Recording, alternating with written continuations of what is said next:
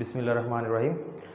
Dear students, mathematics second year के सिलसिले का आज हम तीसरे लेक्चर की तरफ जा रहे हैं। जो प्रीवियस 2 लेक्चर्स थे हमारे, उनके अंदर फ़र्स्ट ऑफ़ ऑल जो हमारा लेक्चर था वो इंट्रोडक्शन था बुक के मुतल्लिक़ कि हम इसके अंदर क्या कुछ पढ़ेंगे, जो आपकी text book Punjab book board की तरफ से दी गई है। सेकंड लेक्चर के अंदर हम लोगों ने पेपर पैटर्न को डिस्कस किया था और उस लेक्चर के एंड पर जो है मैंने आपको बताया था कि नेक्स्ट लेक्चर हमारा लिमिट एंड कंटिन्यूटी पर कंसिस्ट करेगा। तो आज का जो लेक्चर नंबर 3 है, इसके मैंने 3 पार्ट्स किए हुए हैं। फर्स्ट पार्ट फंक्शन के मतलब होगा कि फ़ंक्शन क्या चीज़ होती है, फंक्शन बिल्ड कैसे होता है। सेकंड पार्ट इसका जो होगा वो फंक्शंस की टाइप्स के मतलब होगा। थर्ड पार्ट के अंदर हम लोग जाकर जो है लिमिट और कंटिन्यूटी को डिस्कस करेंगे जो है। तो इस तरह से जो है हमारे ये पूरा एक लेक्चर कंप्लीट होगा जिसके 3 पार्ट्स होंगे जो है। तो चलते हैं अब हम लोग जो है हमारा आज का जो लेक्चर नंबर 3 है फंक्शंस जो है उसको देखते हैं। तो स्टूडेंट्स, लेक्चर 3 फंक्शंस। तो फर्स्ट ऑफ ऑल हम लोग देखेंगे कि फंक्शन का बैकग्राउंड क्या है, मींस के फंक्शन कैसे डेवलप हुआ, फंक्शन का नाम किसने इसको फंक्शन का नाम दिया, ये सारी चीज़ें देखते हैं हम लोग जो है। Background of function. तो जब मैथमेटिक्स अपनी डेवलपिंग एज में थी तो उस वक्त रियल लाइफ प्रॉब्लम्स भी एग्जिस्ट करते थे, मैथमेटिक्स के लोग उनको सॉल्व करते होते थे। मैथमेटिक्स की बैकग्राउंड डेवलपमेंट के अंदर ग्रीक्स जो हैं उनका बहुत बड़ा कंट्रीब्यूशन है, ठीक है। तो आम तौर पर मैथमेटिक्स को लोग ज़मीन की तकसीम वगैरह के लिए इस्तेमाल किया करते थे जो है, और ये ट्रिग्नोमेट्री की इब्तिदा भी उसी वक्त की हुई जो है। बहरहाल हम लोग फंक्शन को देख रहे हैं।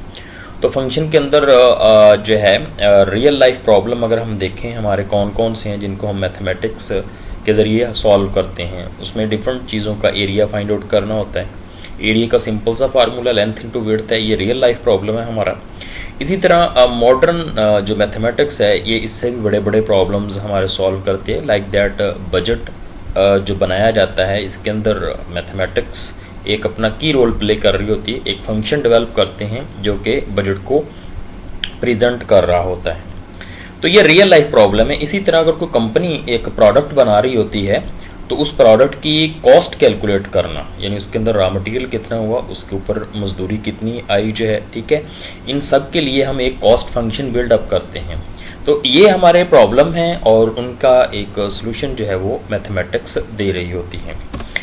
तो जो इसकी थोड़ी सी हम बैकग्राउंड देखते हैं, ठीक है।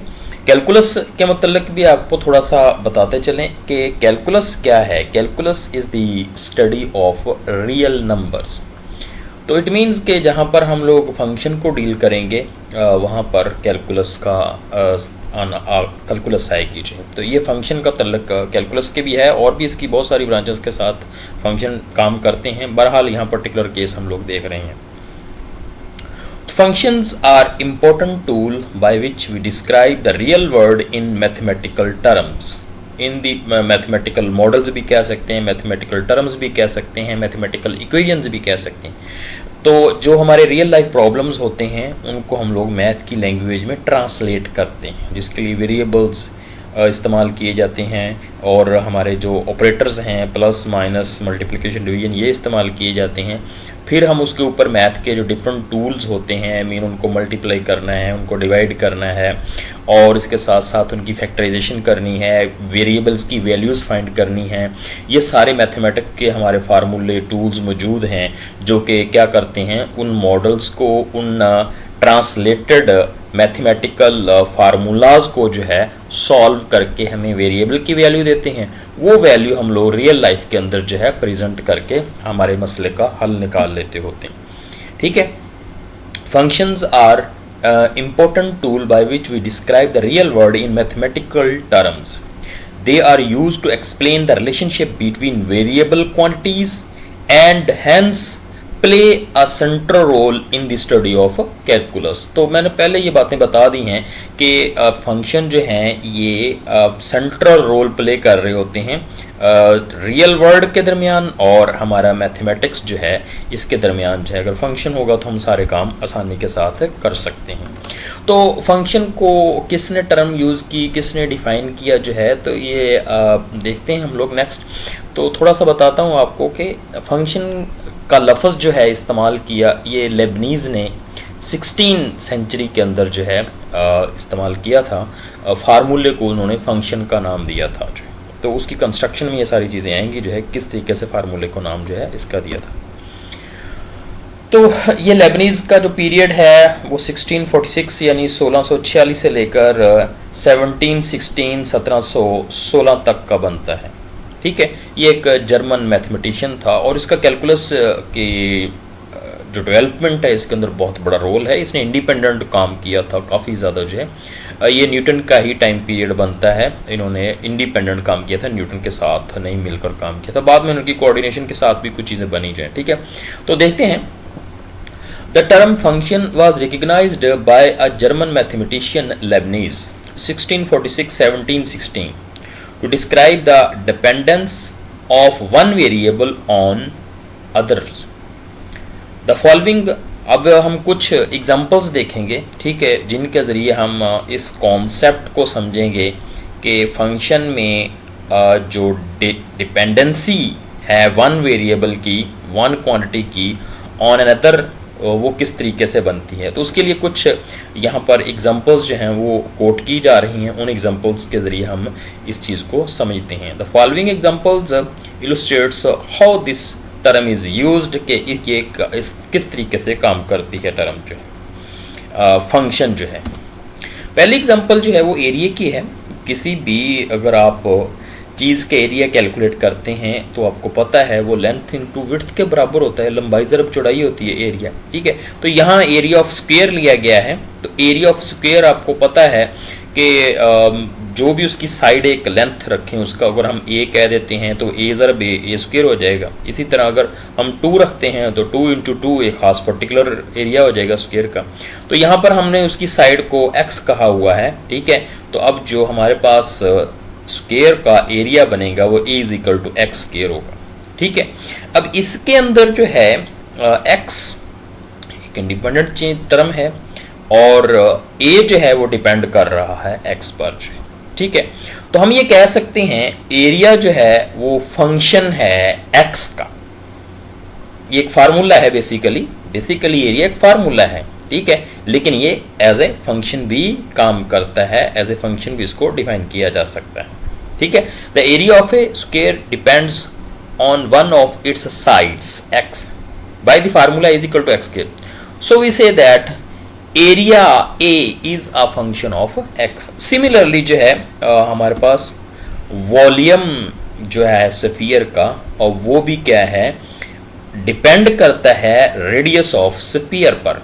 तो जैसे जैसे स्फीयर का रेडियस चेंज होता है स्फीयर का वॉल्यूम चेंज होता है, यानी वो बड़ी और छोटी होती रहती है। ठीक है, तो लिहाजा हम कह सकते हैं वॉल्यूम जो फंक्शन है वो किसका है, आर का, रेडियस का। रेडियस को आर भी लिख सकते हैं, रेडियस की जगह अगर आप वाई लिख दें तो वी जो है फंक्शन ऑफ वाई बन जाएगा। हम वहाँ डिफाइन कर देंगे कि y is radius of the sphere, पर कॉमनली इसको जो है आर से लिखा जाता है, तो इसलिए हम लोगों ने यहाँ आर से डिनोट किया है।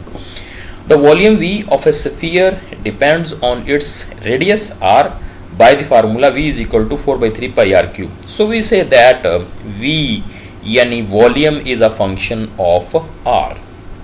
अब मैं इस सारे प्रोसेस को एक डायग्राम के ज़रिए आपको एक्सप्लेन करने की कोशिश करता हूँ कि जो हमारे ये फार्मूले हैं ये किस तरह वैल्यूज़ पर डिपेंड कर रहे हैं, जो इंडिपेंडेंट वेरिएबल कौन से बनेंगे, डिपेंडेंट कौन से बनेंगे जो है, तो फिर हम फंक्शन की तरफ मूव करेंगे। तो हाँ जी, एरिया हम लोगों ने भी देखा है। एरिया ऑफ स्क्वायर जो है वो जिसकी साइड एक एक्स के बराबर है तो वो A is equal to x square के बराबर होगा, यानी एक्स डॉट एक्स होगा। ठीक है, एरिया है। अब अगर हम इसके अंदर डिफरेंट एक्स को वैल्यूज असाइन करें तो क्या होगा, एरिया की जो वैल्यू है वो चेंज होगी। ठीक है, मीन एक्स तब्दील करने से एरिया चेंज हो रहा है। जो हम लोगों ने पहले बात की है कि एरिया डिपेंड कर रहा है एक्स पर। एक्स क्या है, एक साइड की लेंथ है हमारे पास। ठीक है, तो जैसे जैसे साइडें चेंज हो रही हैं तो एरिया हमारा चेंज हो रहा है। तो एरिया हम कह सकते हैं एक डिपेंडेंट क्वांटिटी है और एक्स जो है इसके अंदर इंडिपेंडेंट क्वांटिटी होगी। तो अगर हम वैल्यू इसके अंदर 2 एंटर करते हैं तो हमारे पास आंसर 4 आता है। इसी तरह अगर 3 एंटर करें आंसर 9 आएगा। इस तरह अगर हम 4 एंटर करें तो आंसर 16 आएगा जो है। यानी इस तरफ भी एक मुकम्मल सेट बनता जाएगा और दूसरी तरफ भी एक आपके पास वैल्यूज का हम कलेक्शन ऑफ वैल्यूज नंबर जो है वो बनती जाएगी, यानी सेट ऑफ वैल्यूज बन जाएगा, ये भी बन जाएगा, यानी 2 सेट आपके पास आ जाएंगे। इनके दरमियान में एक ऑपरेशनल क्वांटिटी मौजूद है जो ऑपरेट कर रही है सारे सिस्टम को, वो एरिया का फार्मूला है। इसी तरह जो है हम लोग आगे चलते हैं। जो वॉल्यूम ऑफ स्फीयर है ये स्फीयर के रेडियस पर डिपेंड करता है, जिसका फार्मूला आप लोगों ने पहले भी देखा है, तो यहाँ भी एक्सप्लेन किया जा रहा है। Volume v is equal to 4/3 pi r cube के बराबर होता है। अब अगर हम r को डिफरेंट वैल्यूज असाइन करें, ठीक है, तो आगे ये डिफरेंट v की वैल्यूज हमारे पास आएंगी जो है। लेट्स सपोज यहाँ पर एक मैंने एग्जांपल के तौर पर जो है ली हुई है कि r की वैल्यू 3 रखे हैं हम लोग जो है, तो हमारे पास जो वॉल्यूम आता है 37.69 कैलकुलेट होगा। इस तरह r की वैल्यू 4 रख लें, 5 रख लें, 6 रख लें, तो हमारे पास दूसरी तरफ भी जो है डिफरेंट वैल्यूज आती जाएंगी जो है। तो इस तरह एक सेट यहाँ भी बन जाएगा, यानी एक सेट एरिया के लिए बन जाएगा हमारे पास, और एक सेट जो है जो वॉल्यूम ऑफ स्फीयर है इसमें भी एक जो एंटरिंग वेरिएबल का सेट होगा, एक आगे उसकी जो प्रोडक्शन हो रही है v के जरिए जो है उसका सेट बन जाएगा। 2 सेट यहाँ पर भी बन जाएंगे। अब ये दोनों एग्जांपल जो यहाँ पर कोट की गई हैं, इनके अंदर सिंगल वेरिएबल हमने चेंज किया, तो ये जरूरी नहीं है कि वेरिएबल जो है एक ही हो, एक से ज्यादा भी हो सकते हैं। नेक्स्ट एग्जांपल जो है वो हमने कोट की है आपके लिए 2 वेरिएबल्स की फॉर्म के अंदर। उसके अंदर जो है मैंने रेक्टेंगल को लिया है, देखते हैं उस एग्जांपल को, लेट्स सी इट जी। तो area of rectangle depends on length and width. Rectangle का आपको पता है ये स्क्वायर से मुख्तलिफ होती है, इसकी लंबाई और चौड़ाई एक जैसी नहीं होती हैं, ठीक है। तो एरिया ऑफ रेक्टेंगल जो है वो किसके बराबर होता है? अगर हम x उसकी लेंथ को कहें और y उसकी विड्थ को कहें, ठीक है, तो वो x स्टार y यानी x ज़रब y के बराबर होगा। ये एरिया ऑफ रेक्टेंगल आ गया। अब यहाँ पर क्या होगा, हमें 2 वेरिएबल एंड नंबर जो हैं वो एंटर करने पड़ेंगे और रिजल्ट के तौर पर हमारे पास एक नंबर ऑब्टेन होगा। यानी यहाँ पर फंक्शन में एंटरिंग वेरिएबल की तादाद बढ़ गई है, ठीक है। एक ही टाइम के अंदर उसमें 2 एंटर करने, इसी तरह ये भी हो सकता होता है एक ही टाइम के अंदर 3 एंटर करने पड़े, एक ही टाइम के अंदर 4 एंटर करने पड़े। तो ये डिपेंड करता है कि फंक्शन के जो इंडिपेंडेंट वेरिएबल कितने हैं और जो फंक्शन है वो डिपेंड कितने वेरिएबल्स पर कर रहा है। ये डिपेंड करता है फंक्शन पर कि रियल लाइफ का वो जो प्रॉब्लम है जिसको फंक्शन रिप्रेजेंट कर रहा है वो किस टाइप का है। तो नेक्स्ट अब हम लोग जो है ये सारा प्रोसेस जो है इसको सम अप करते हैं कि फंक्शन क्या चीज है, ठीक है। फंक्शन एक कंप्यूटिंग मशीन है। अगर हम इसको अंडरस्टैंड करें कि फंक्शन जो है वो क्या करता है, कंप्यूट करता है, किसको, इनपुट वालों को, और रिजल्ट कंप्यूट करने के बाद एक आउटपुट के तौर पर डिस्प्ले करवा देता है। अच्छा, यहाँ एक मैं आप लोगों के लिए खूबसूरत एग्जांपल कोट करूँगा जो है हमारी डेली लाइफ के साथ इनका तल्लक है कि हमारे मुख्तलिफ़ किस्म के जो फंक्शंस होते हैं जिनके अंदर तकारीब हैं उनको भी हम फंक्शन का नाम दे देते हैं, ठीक है। तो वो भी फंक्शन क्यों कहलाती हैं कि उनके अंदर भी कुछ इनपुट होता है और आगे हमें एक आउटपुट मिल रही होती है।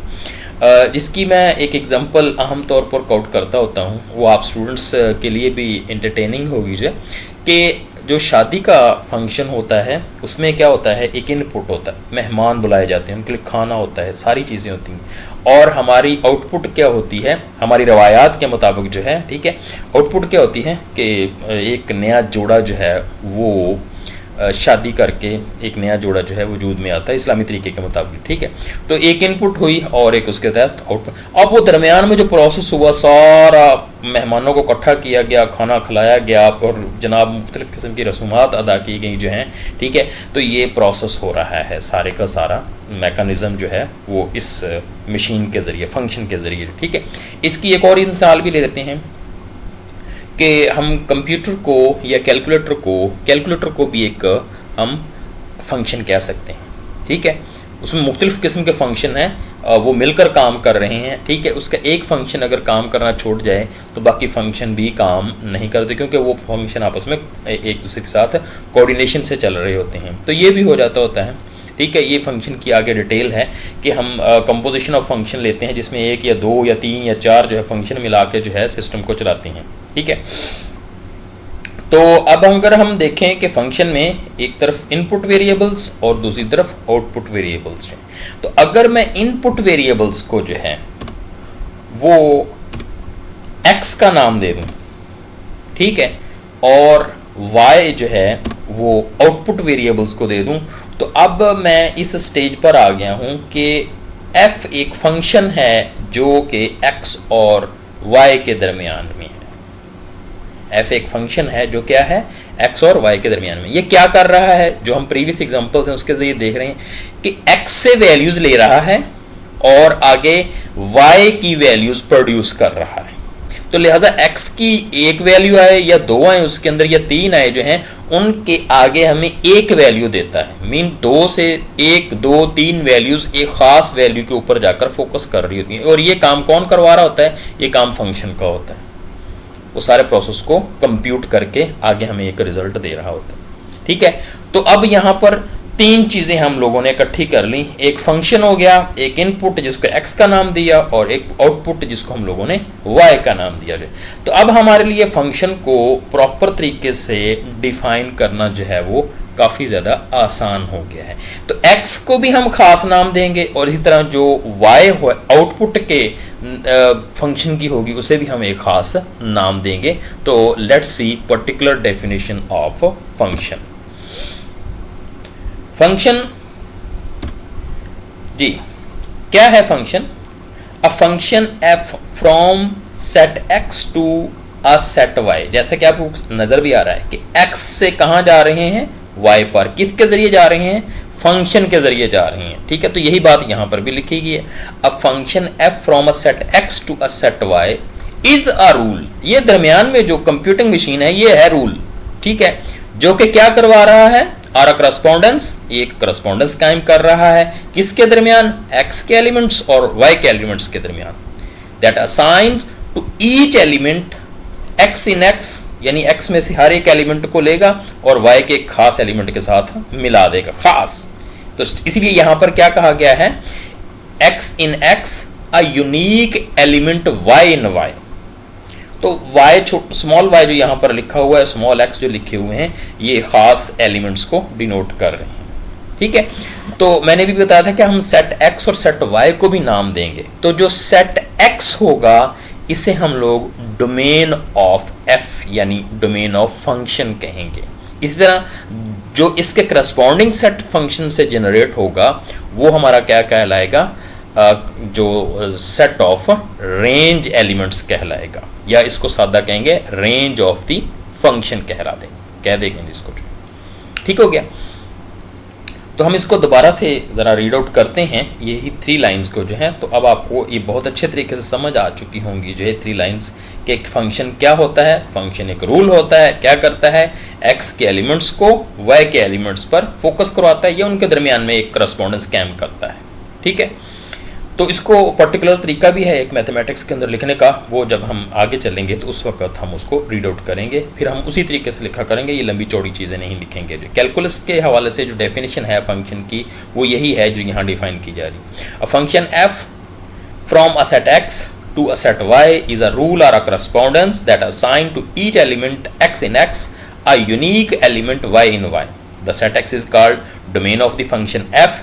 The set of corresponding elements y in y is called range of f. Unless stated to the contrary, we shall assume hereafter that the set x and y consist of real numbers.